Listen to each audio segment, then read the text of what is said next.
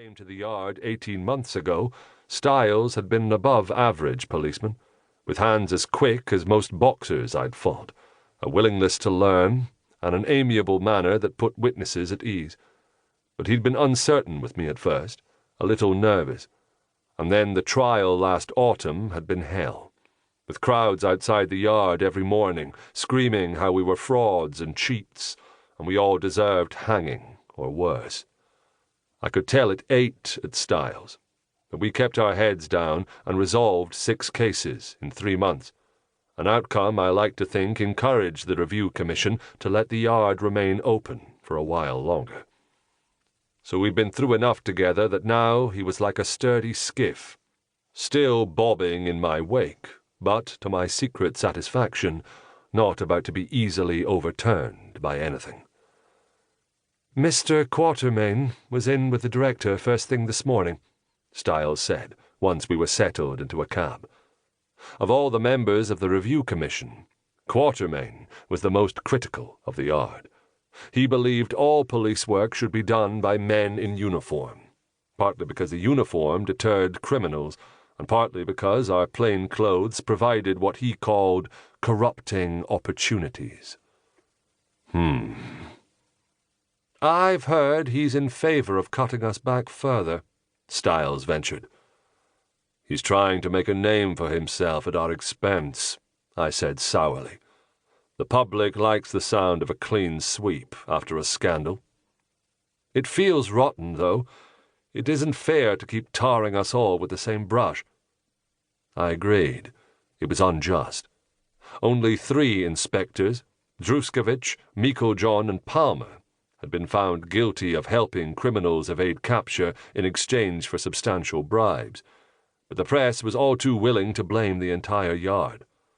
I had a feeling this was why Director Vincent had assigned me, one of the 2 remaining senior inspectors, the task of finding the missing Madeline Beckford.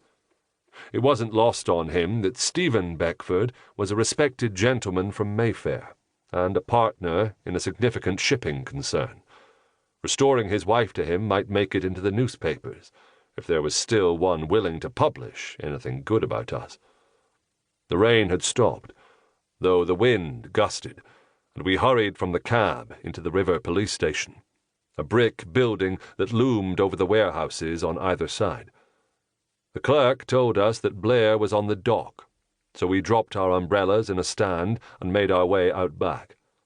It was nearly 9 o'clock in the morning, but the sun was invisible behind the clouds dragging their dark shadows across the Thames. The breeze buffeted us with the smells of fish and brine and spice. Blair stood at the very end of the wooden pier, his back to us, his coat flapping in the wind, his head turned to the left, downstream.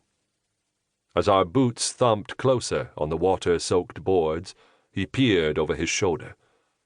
Catching my eye, he stiffened and turned away, planting his feet across the middle of the dock so neither of us could stand beside him. There was a time when Blair and I would have stood shoulder to shoulder on a case, a time when I craved Blair's good opinion more than anyone's, and for 4 years he'd given it to me, along with training and advice and introductions to people he thought I should know. But things happened, and when I asked for a transfer to the yard, Blair took it badly. He sneered at me for my presumptiveness, ripped into me for my arrogance, and cursed me for being disloyal, while I held my tongue. I had my reasons for leaving Wapping, but they were best kept to myself. Once at the yard, I didn't have much to do with Blair, but the past few years when we happened to be in the same room, Blair pointedly ignored me.